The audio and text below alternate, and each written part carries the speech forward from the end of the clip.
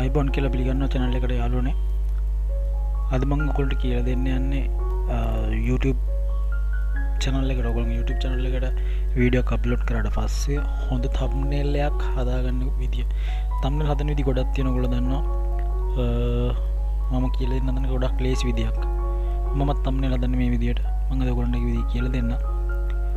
thumbnail එකකින් පුළුවන් ඔයගොල්ලන්ගේ YouTube video එකට හොඳ crowd audience එකක් හදාගන්න. attractive thumbnail එකකින් පුළුවන් ලොකු views ප්‍රමාණයක් ලබා ගන්න. right එක බලමු කොහොමද කරන්න කියලා. ගොඩක් අය තියෙන ප්‍රශ්නයක් තමයි thumbnail එක අපි Google image එකක් කරන් දැම්මොත් ඒක හරියට fit වෙන්නේ නැහැ, set වෙන්නේ නැහැ. මේ thumbnail එකේ size එක ගොඩක් අය දන්නේ නැහැ. වගේ ප්‍රශ්න ටිකක් තියෙනවා.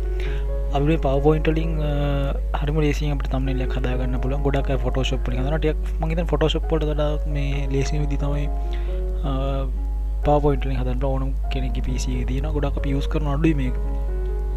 ඒකට බලපු new slide එකක් ගත්තා. මේව ටික delete කරලා දාගන්න. right මෙතනට එන්න මේ design කියන එක click කරාට පස්සේ මෙතන page setup කියලා. හරිද? මේ click කරාට පස්සේ මේ අපි සාමාන්‍ය දාන YouTube thumbnail එක උස 7.5යි තියෙන්නේ. ඒකේ පළල එන්න ඕනේ 13.33333ක් දාන්න. දාලා enter එකක් ගහම මෙන්න මේ විදිහට දාන්න. මේ තියෙන YouTube thumbnail එකේ size එක right. ඊට පස්සේ ඔයගලන්ට පුළුවන් මෙතන තියෙනවා design කියලා icon එක. මේ design කියන icon එකේ ඔයගොල්ලෝ තෝරගන්න පුළුවන් මෙන්න මේ වගේ ගොඩක් මේ designs තියෙනවා. ඔයගොල්ලන්ට කැමති image එකක් ඔයගොල්ලන්ට use කරන්න පුළුවන්. මම දැනට මේක use කරන්න. ඔයගොල්ලෝ කැමති එකක් use කරන්න. මේකට ඔයගොල්ලන්ට කැමති image එකක් add කරගන්නත් පුළුවන් right. අපි බලමු මේකට image එකක් add කරගන්න. මෙතන insert ගිහිල්ලා picture එකක් add කරගන්න ඕනේ.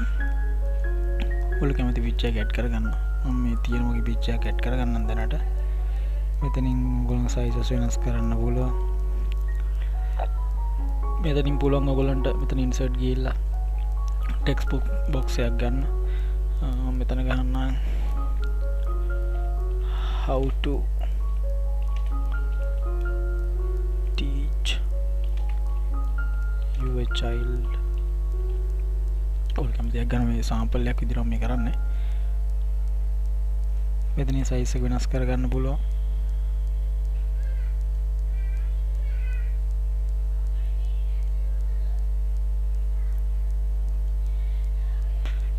ඒක ලොකු කරගන්න. ගොඩක් කියලාට හොඳයි මේක මේ කලර්ෆුල් විදියට ගන්න ඕගොල්ලන්ගේ thumbnail එක හැම වෙලාවෙම. පේනවනේ ඔයගොල්ලෝ ගොඩක් ලේසි මේ වගේ ලස්සන thumbnail එකක් හදා ගන්න පුළුවන්. පොඩි වෙලාවයි යන්නේ.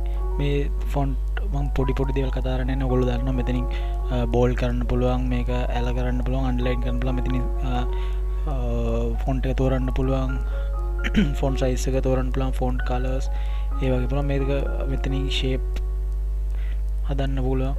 මෙතන තාවයක් කියන මෙතන format එකේ තියෙනවා. මෙතන text outline එක white දුන්නොත් මේ විදියට එන්නේ. text fill එක දෙන්න කළු. මෙතන weight එකක් තියෙනවා ඒක දාන්න පුළුවන්. මේ U කියන එකට මම select කරලා තියෙන්නේ. ඒ වගේ දේවල් කරන්න පුළුවන්. මේකේ ලොකුම දේ තමයි මම ඔයගලන්ට දෙයක් පෙන්වන්න. අපිට ලේසියම මේකේ මේ background ඉවත් කරගැනීමේ හැකියාව තියෙනවා. ඔයගලන්ට පෙන්වන්න.